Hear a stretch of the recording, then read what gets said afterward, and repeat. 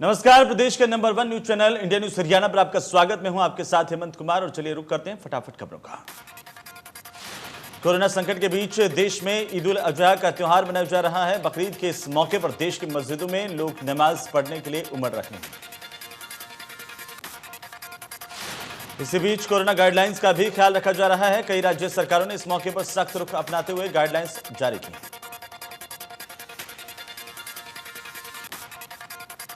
राष्ट्रपति रामनाथ कोविंद ने ट्वीट कर बकरीद की बधाई दी। राष्ट्रपति ने लिखा कि सभी देशवासियों को ईद मुबारक। कोविड-19 से बचाव के उपाय अपनाते हुए समाज के हर वर्ग की खुशहाली के लिए काम करने का संकल्प लें।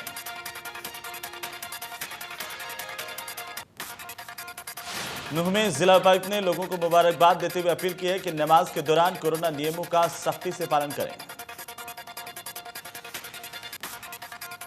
जिला उपायुक्त ने कहा कि दूसरी लहर से तीसरी लहर ज्यादा घातक है। इसमें बच्चों को ज्यादा नुकसान हो सकता है, इसीलिए सुरक्षित रहने के लिए कोरोना का टीका समय पर जरूर लगवाएं। सारेगामापा लिटिल चैंप्स में अपने सुरों का जादू बिखेरने वाले सिंगर शोएब अली ने भी जिले के लोगों को ईद उल अजहा की नमाज के दौरान सोशल डिस्टेंसिंग, मास्क, सैनिटाइजर का इस्तेमाल करने की अपील की है।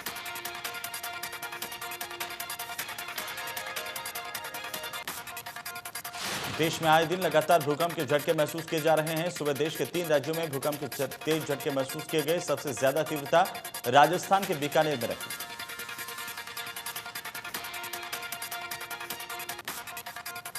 सुबह 5:24 पर राजस्थान के बीकानेर में भूकंप आया। यहां पर रिएक्टर स्केल पर भूकंप की तीव्रता 5.3 मापी गई। बीकानेर के साथ ही मेघालय में भी भूकंप के तेज झटके महसूस किए गए।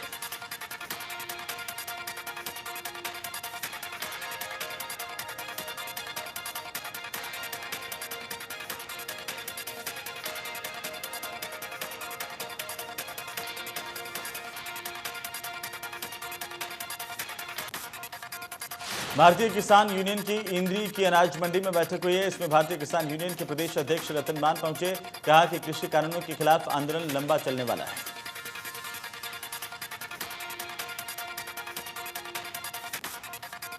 रतन मान ने कहा कि प्रधानमंत्री किसानों का धैर्य देखना चाहते हैं। हमने 2024 तक अपना राशन और बाकी सामान बॉर्डर पर इकट्ठा कर लिया है।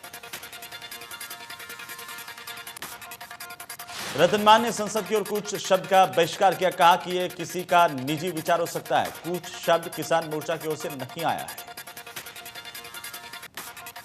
रतन मान ने कहा कि जितने भी किसान संगठन हैं, हर संगठन से 5 व्यक्ति जत्थे में जाएंगे। 22 जुलाई से 13 अगस्त तक संसद की ओर जत्थे रवाना होंगे और शांतिपूर्ण तरीके से संसद के बाहर रोष प्रदर्शन करेंगे। किसान नेता बलदेव सिंह सिरसा की सेहत को लेकर स्वास्थ्य विभाग की चिंताएं बढ़ गई हैं। पिछले 3 दिनों से आमरण अनशन पर बैठे हैं किसान नेता बलदेव सिंह सिरसा।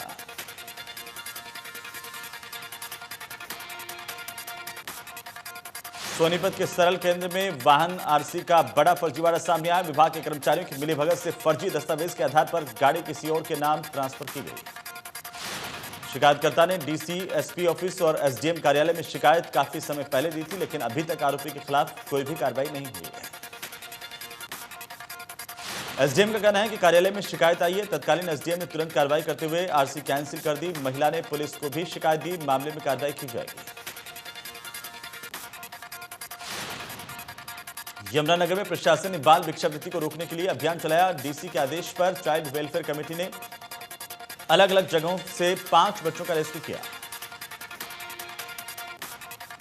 शहर में जगह जगह बच्चों के भीख मांगने की शिकायतें मिल रही थी। बाल संरक्षण की टीम और क्राइम ब्रांच की टीम ने संयुक्त कार्रवाई करते हुए छापेमारी की। रेस्क्यू किए गए बच्चों को सीडब्ल्यूसी के सामने पेश कर उनकी काउंसलिंग की गई है। टीम ने बताया कि अब यह कार्रवाई लगातार जारी रहेगी। जो लोग इनसे भीख मंगवा रहे हैं उनके खिलाफ भी एक्शन होगा।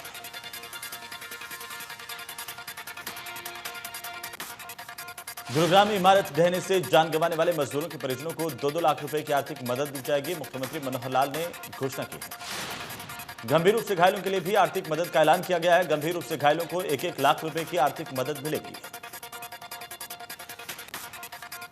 गुरुग्राम के ख्वासपुर में 3 मंजिला इमारत अचानक से गिर गई, जिसमें फंसे लोगों में से 4 का रेस्क्यू किया गया है, जिनमें 3 लोगों की मौत हो गई और 1 व्यक्ति को गंभीर हालत में अस्पताल भेजा गया। तकरीबन 21 घंटे तक रेस्क्यू ऑपरेशन चला। एनडीआरएफ की टीम के साथ बाकी टीमें भी रेस्क्यू ऑपरेशन खत्म कर घटनास्थल से रवाना हुई। घरौंडा में ड्रग विभाग ने मेडिकल स्टोर पर छापेमारी की और कुछ दवाइयां बरामद की। विभाग को स्टोर संचालक के खिलाफ प्रतिबंधित दवाइयां बेचने की सूचना मिली थी। रेड से पहले दंपति ने मेडिकल स्टोर पर जमकर हंगामा किया। आरोप लगाया कि मेडिकल स्टोर पर डॉक्टर की पर्ची के बिना नशीली दवाइयां बेची जाती हैं। सूचना पर ड्रग विभाग ने कार्रवाई की। टीम का कहना है कि स्टोर से ऐसी दवाइयां भी मिली हैं जिनका बिल नहीं दिखाया गया। स्टोर से जब्त की गई दवाइयों के सैंपल लैब भेजे जाएंगे। स्टोर मालिक के खिलाफ मामला दर्ज कर छानबीन की जा रही है। पंचकुला में पिता के साथ घूमने गई नाबालिग की बॉडी खाई में मिलने के बाद अब पिता का शव भी मिला। नाबालिग का शव मिलने के बाद पुलिस पिता पर शक कर रही थी। नाबालिग की मां ने पुलिस को बताया था कि वो कुछ दिन पहले ही बेटे को पावर कॉलोनी से लेकर सेक्टर 19 अपने मायके में गई थी, जहां से नाबालिग का पिता उसे अपने साथ घुमाने ले गया था। मथुरा के कोसीकला इलाके में बड़ा हादसा हो गया। कार असंतुलित होकर माइनर में गिर गई। हादसे में 3 लोगों की मौत हुई है। बड़ी मुश्किल से कार में सवार लोगों को बाहर निकाला गया। 3 मृतक हरियाणा के पलवल के बताए जा रहे हैं। शवों को पोस्टमार्टम के लिए भिजवाया गया है। सोनीपत के सेक्टर 23 में रहने वाली सरिता आकाश इन दिनों बच्चों को अपने घर पर ट्यूशन मुफ्त में दे रही हैं और बच्चों की पढ़ाई में आने वाली समस्या को दूर कर उनकी पढ़ाई करवा रही हैं। सरिता आकाश ने बताया कि शिक्षा के क्षेत्र में 10 साल से वो काम कर रही हैं। कोरोना महामारी में सभी फील्ड प्रभावित हुए हैं। सबसे ज्यादा असर बच्चों की पढ़ाई पर पड़ा है। फरीदाबाद में कोरोना के मामलों में लगातार गिरावट दर्ज की जा रही है। रविवार को जिले में कोरोना का एक भी मामला सामने नहीं आया।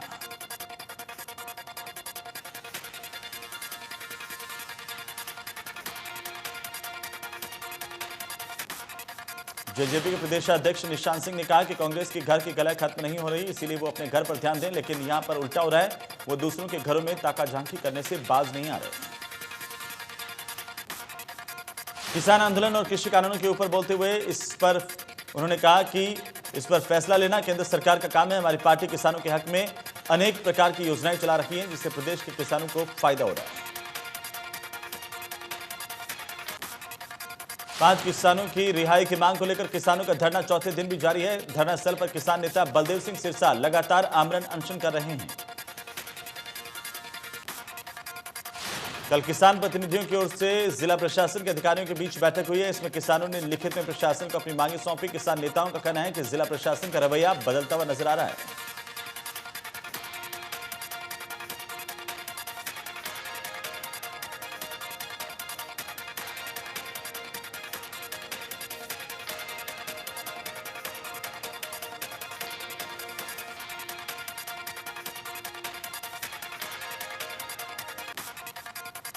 सिरसा में 5 लोगों को अभी भी बरसात का इंतजार खत्म नहीं हो रहा। किसानों का कहना है कि बरसात नहीं होने से उनकी धान और कपास की फसलें सूखने के कगार पर हैं। सिरसा धान का कटोरा माना जाता है और साथ ही साथ कपास उत्पादन में भी सिरसा अव्वल है। ऐसे में बरसात नहीं होने से दोनों फसलों की पैदावार पर विपरीत असर पड़ता हुआ दिखाई दे रहा है।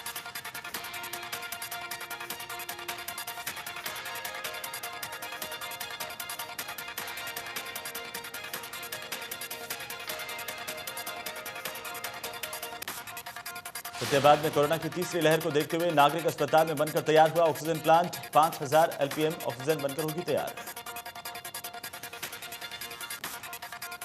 नागरिक अस्पताल में 500 लीटर प्रति मिनट क्षमता का ऑक्सीजन प्लांट 1-2 दिन में शुरू हो जाएगा। इससे क्षेत्र में ऑक्सीजन की कमी की कोई चिंता नहीं रहेगी। हालांकि इस प्लांट का काम पूरा हो चुका है और बीते दिनों इसका ट्रायल भी हुआ। महम चौबीसी के भेरों गांव में बदमाशों ने घर में घुसकर परिवार को पीटा। पीड़ित का कहना है कि आरोपी पक्ष के साथ पैसे का लेन देन है। पिछले 1 महीने से आपसी काटछाड़ चल रही है। पीड़ित का कहना है कुछ दिन पहले ही आरोपियों ने उन्हें धमकी दी थी, जिसकी शिकायत पुलिस को दी गई, लेकिन पुलिस ने समय रहते कार्रवाई नहीं की।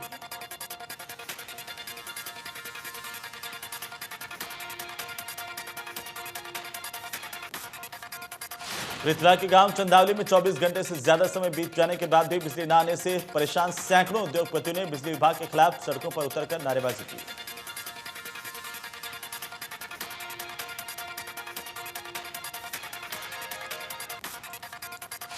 उद्योगपतियों ने बिजली विभाग के एक्सीएन को ज्ञापन सौंपा। चेतावनी दी कि अगर बिजली नहीं आई तो सैकड़ों लोगों के साथ मिलकर हाईवे जाम करेंगे। बिजली विभाग के एक्सीएन का कहना है कि बारिश के चलते कई जगहों पर फॉल्ट आ गया था, लेकिन इसमें कुछ परेशानी उद्योगपतियों की तरफ से भी आ रही है। समस्या जल्द दूर कर दी जाएगी।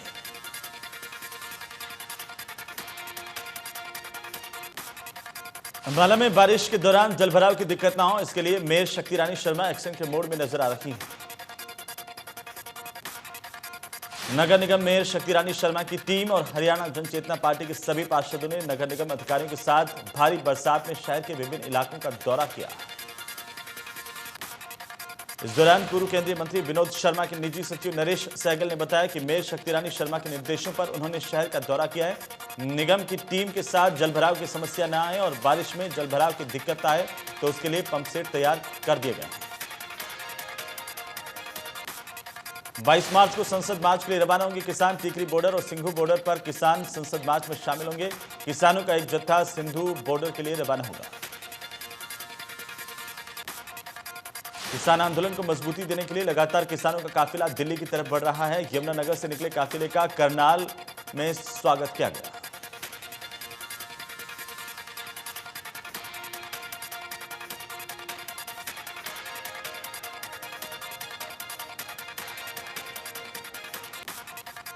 बहादुरगढ़ के निजी अस्पताल ईएसआई कार्ड धारकों का नहीं करेंगे इलाज। 5 लाख कर्मचारियों के परिवारों की रोगी सेवा बंद।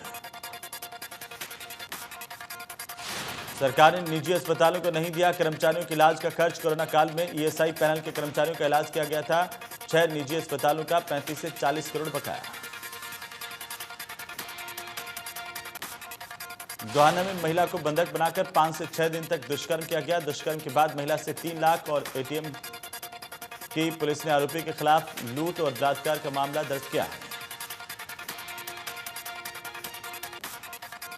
हरियाणा के पहले पिंक वैक्सीनेशन सेंटर का केंद्रीय राज्य मंत्री कृष्णपाल गुर्जर ने फरीदाबाद के सेक्टर 30 में उद्घाटन किया। इस सेंटर में गर्भवती महिलाएं कोरोना की वैक्सीन लगवा सकती हैं।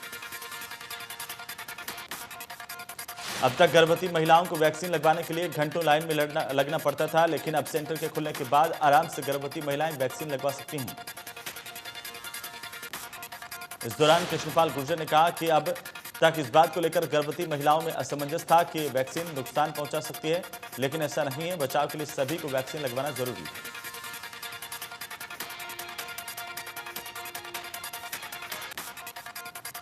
यमुनानगर में आधे घंटे की तेज बारिश के बाद सड़कें नहरों की जैसी दिखने लगी। बारिश का पानी लोगों के घरों में घुस गया। देवास गांव में आसमानी बिजली गिरने से मकान क्षतिग्रस्त हो गया। पीड़ित मकान मालिक ने सरकार और प्रशासन से नुकसान की भरपाई की मांग की। 1.5 करोड़ की ठगी करने वाले मास्टरमाइंड को गिरफ्तार कर लिया गया। सीआईए पुलिस ने आरोपी को गिरफ्तार किया है।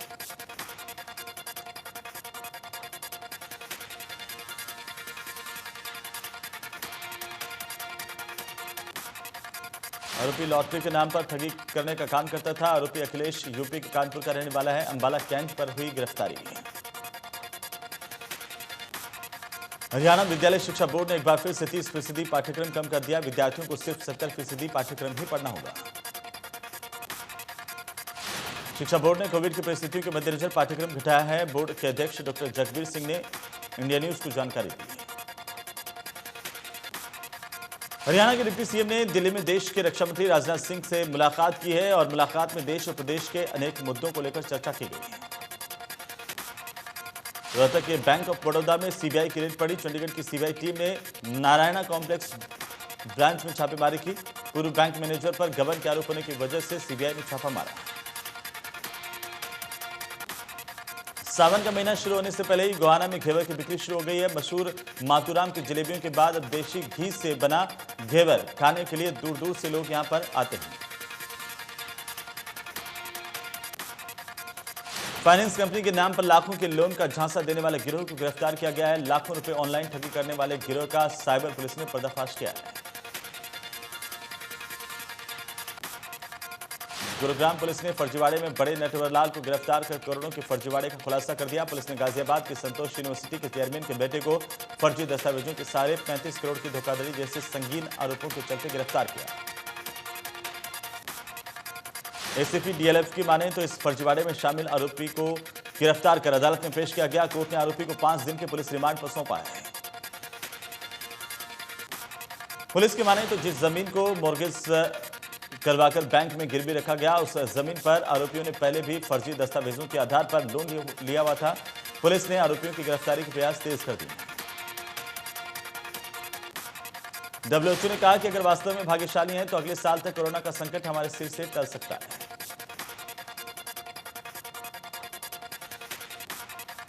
डब्ल्यूएचओ के अधिकारियों ने यह भी कहा कि अगर वैश्विक स्तर के नेता चाहें तो महामारी पर काबू पाया जा सकता है। मुंबई में वैक्सीन की लगातार कमी देखने को मिल रही है। वैक्सीन की कमी की वजह से बुधवार को मुंबई में सरकारी वैक्सीनेशन सेंटर पर वैक्सीन नहीं लगी।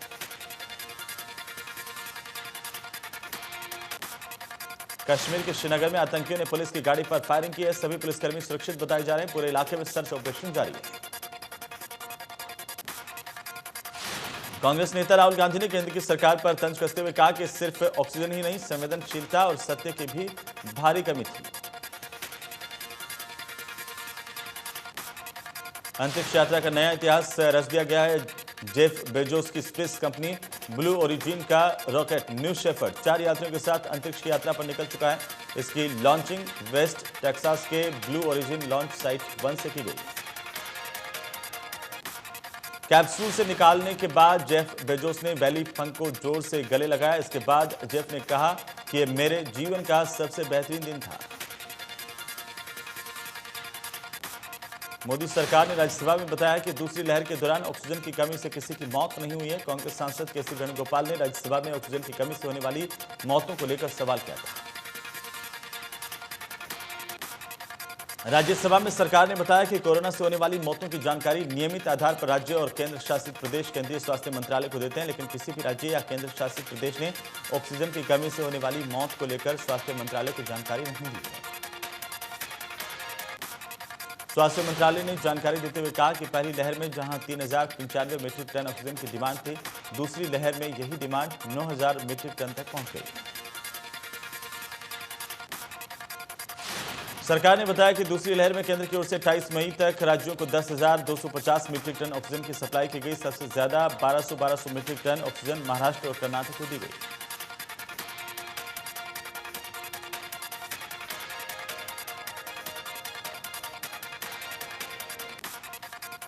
देश में कोरोना मामलों में लगातार गिरावट दर्ज की जा रही है। 24 घंटे में 42,000 से ज्यादा नए केस सामने आए हैं।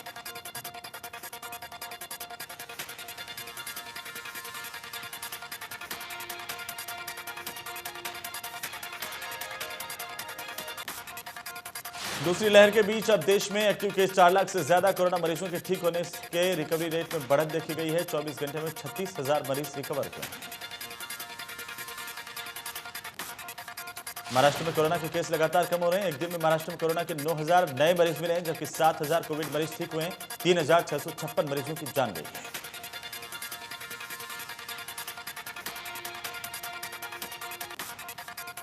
मुंबई पुलिस की क्राइम ब्रांच ने बॉलीवुड एक्ट्रेस शिल्पा शेट्टी के पति और बिजनेसमैन राज कुंद्रा को गिरफ्तार किया है। राज कुंद्रा को अश्लील फिल्म बनाने और उन्हें ऐप पर रिलीज करने के आरोप में गिरफ्तार किया गया। इस मामले में उन्हें पुलिस ने मुख्य आरोपी बनाया है। मुंबई पुलिस का कहना है कि उनके पास राज कुंद्रा के खिलाफ पर्याप्त सबूत हैं और उन्हें गिरफ्तार कर पूछताछ की जा रही है।